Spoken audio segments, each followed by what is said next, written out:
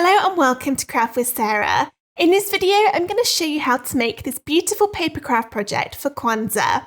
This is a free SVG which is available on my website. Let's find out how to get it. You can download the free cutting file for this project at craftwithsarah.com/free-SVGs or follow the link in the description of this video to go straight to the download page. The download comes in a zip folder and you need to unzip this before you can upload the files into Cricut Design Space. Once you've downloaded and unzipped the folder, it's time to get the SVG file into Cricut Design Space. Open up Design Space and start a new project, and then go into Upload over on the left, and then Upload Image. You can then either click Browse to find the files on your computer, or drag and drop them in. Make sure you choose the unzipped version of the folder, and then the one to select is the one which starts SVG in the file name. I'll click and drag that in, and it should look like this with all of the layers one on top of the other. If yours looks different and you see the layers next to each other instead, that means you've accidentally uploaded the wrong file. So if that's the case, click Cancel down on the bottom and then try again and make sure you choose the one which starts SVG. Go ahead and press Upload. Once it's in your recent uploads, click on it to get the green border and then press Add to Canvas. If you want to just cut the candles without the background, then look down the Layers panel over on the right-hand side and then hover your mouse over the bottom few layers and click the little eye icon next to them to hide them. I think there's 5 in total you need to hide, and then you could just cut that without the background if you wanted to. However, I'm going to do it as it comes, so let's turn those back on by clicking the eye again. To resize the design, click it, and then make sure this little padlock icon is closed. If it's open, then click on it to close it. To resize, simply type into the width or the height box. I will go 7.5 inches wide and then press Enter on the keyboard to change it. When you're happy with how everything's looking, click Make It to separate out all the different colours. You can change the paper size using these drop downs on the left, and you can drag and drop things around to use up less space on your cardstock. You need to do that for every single colour. So go ahead and do that, get everything appearing where you want it to cut, and then press Continue to connect to your Cricut machine. Cut out all of the layers from cardstock, and then I'll show you how to stick them all together. Here are all of my layers cut out, and I've laid them one on top of the other to check that I'm happy with how it's all looking. Don't worry if maybe your flames aren't appearing that obvious at the moment. Once we add all the depth and dimension to the layers, they will pop out more and you'll be able to see them really, really well. I'll be sticking this together with a combination of glue and 3D foam pads. The glue I'm using is called Kalal, and I really like it because it doesn't bend or wrinkle the cardstock like other glues can do. And then I put it into these needle tip applicator bottles. They're going to make it really easy for me to get the glue around all of these shapes. The foam squares I'm using are from Dot and Dab, but any will do. These ones are quite big, so I'll cut them smaller with a pair of scissors so that I don't have to use quite as many. As with all my layered designs, we want to start at the bottom and work our way upwards. So I'm going to move these layers apart until I end up with just the bottom two. The very bottom two are the solid green one and the black one on top, and these ones I'm going to glue together.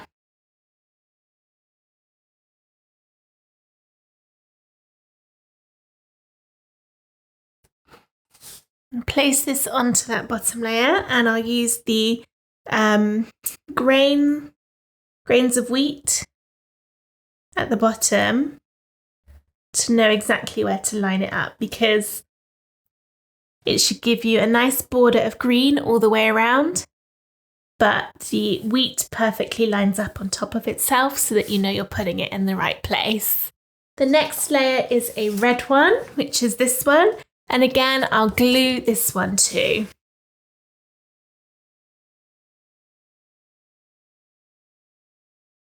Once again, I use the wheat to line this up. And then the red goes kind of in the middle. So you've got the border of black around the edges. The next layer is the solid pale yellow. And now I'm going to add some 3D foam to give this a little bit of pop and dimension. So turn it upside down and get my foam squares. I've cut these in half with a pair of scissors. And it just means that they go a little bit further. Don't need to use as many. All about saving money when crafting, where possible. Might need to cut them even smaller to get a few extra pieces into this wheat section. You don't want it to go over the edge, otherwise you'll see it. But at the same time, try and put some foam near the tops of the petals. Otherwise, they're not going to have a very good 3D effect in them.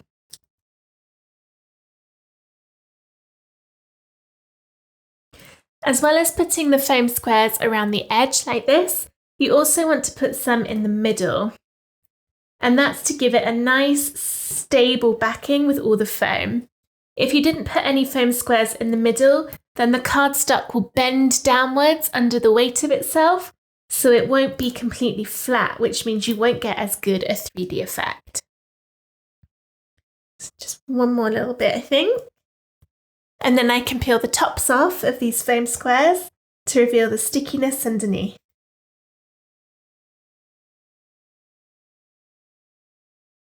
Again, I'm using the wheat as my guide. I'm going to carefully just kind of line that up and then drop it down, but without putting any pressure on, just to check I'm happy with the positioning. Because if I wasn't, because I've not actually stuck this yet, it's just gently dropped on top, I could pick it up and move it without damaging anything. But I'm happy with how that's looking, so let's push down to get all of those foam squares stuck. The next layer is the little sunburst effect on top, and this will be a glue layer. I love these needle tip bottles for getting the glue in delicate areas, like around the edge of the circle on here. It just makes it really, really easy.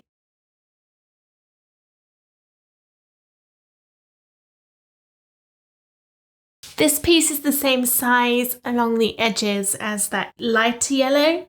So you line it right up against it and it fits exactly on top. Now we're starting to build up the flames of the candles, and this one will be another foam square layer so that we're bringing those flames out from the background.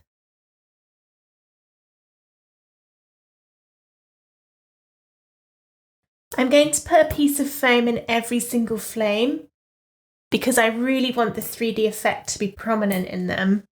And if there's not a bit of foam in each of those flames, then the flames without them will sort of fold downwards and touch the yellow underneath. And I really want them to stand out.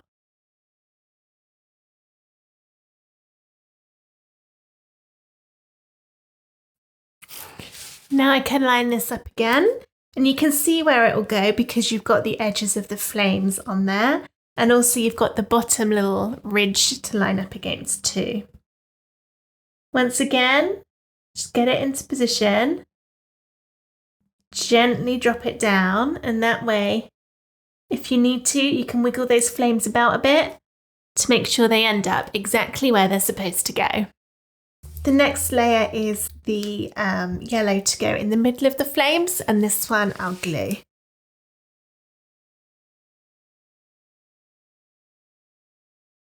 Use the bottom to line this up because those little flames don't go all the way to the top. So if you try lining it up against the top, it'll be in the wrong place. We're now moving on to the candles, starting with the black piece, which will be a glue layer. And in fact, the next couple will all be glue layers.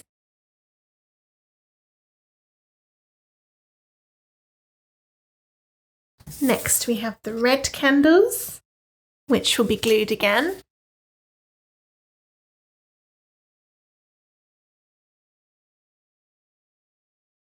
Just wiggling this about a bit to get it lined up. And then the final candle layer is for the green. Again, we're gluing it. Bet you couldn't have guessed that.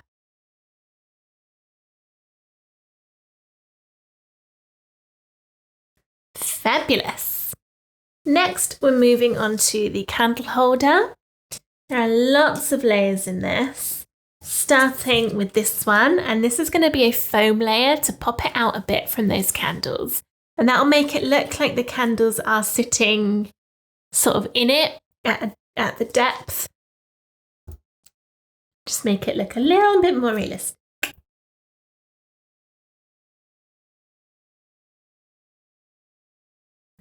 Line that up and push down to seal. The next layer is a detail layer, adding that border, and this will, dropped it. This will be a glue layer, just checking that's still around the right way. Try and get my glue along those top bits and along the bottom, just to make sure it's stuck really well. And it's not going to come off, or it's not going to be too fragile that it might tear if there was no glue under these bits. It's another reason for the needle tip applicator bottles, because they just go around those spaces so easily.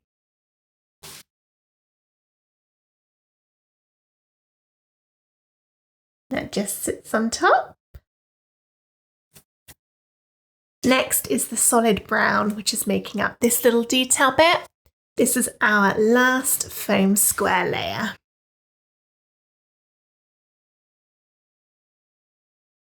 Lines up along there.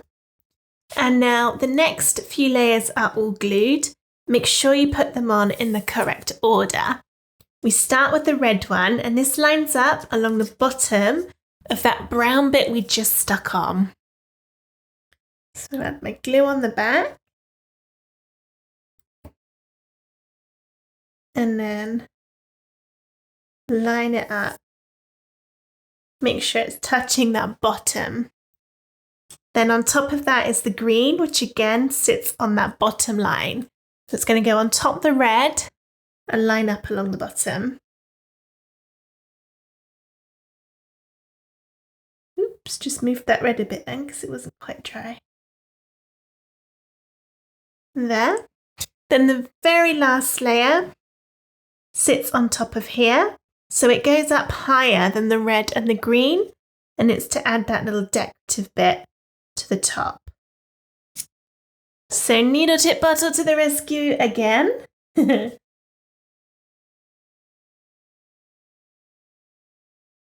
want to line it up so that the green is in that bottom row of the triangle detail and the red is in the middle.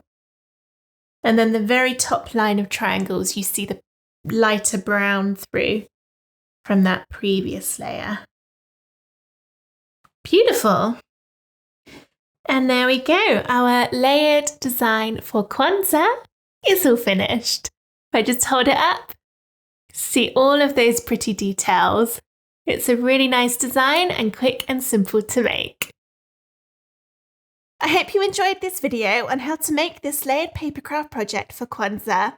If you did, please give it a thumbs up and subscribe to my YouTube channel for loads more Cricut papercraft projects. Thank you for watching. Bye!